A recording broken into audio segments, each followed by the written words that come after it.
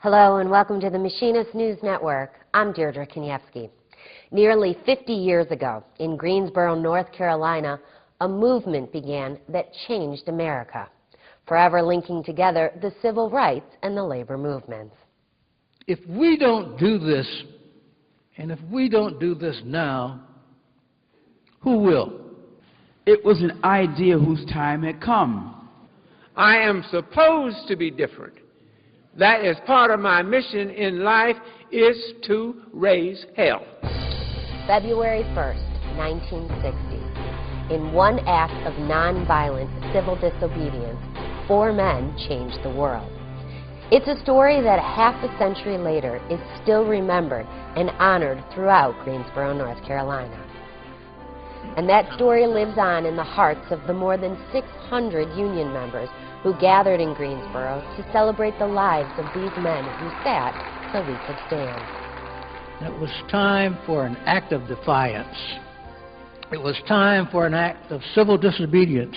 Even though state laws said that segregation was the law of the land, it was time to disobey those laws. And so we did. As part of the AFL's Martin Luther King celebration, the union members in this room honored the 3 remaining heroes who motivated them and ultimately changed their lives.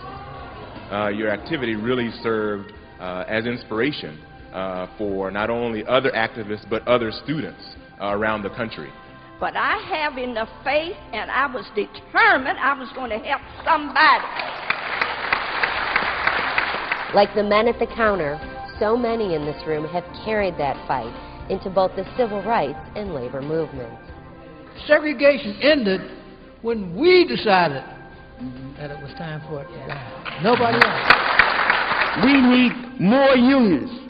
The city movement was part of the movement to form a more perfect union, to bring all of us together.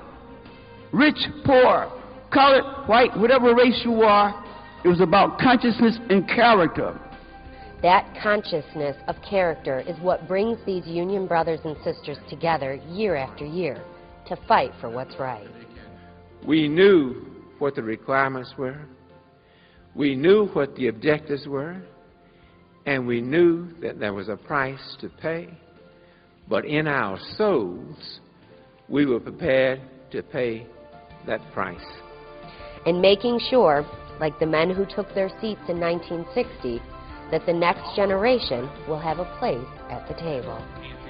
If these people can do some great things, why can't we do the same thing? We say, yeah, man.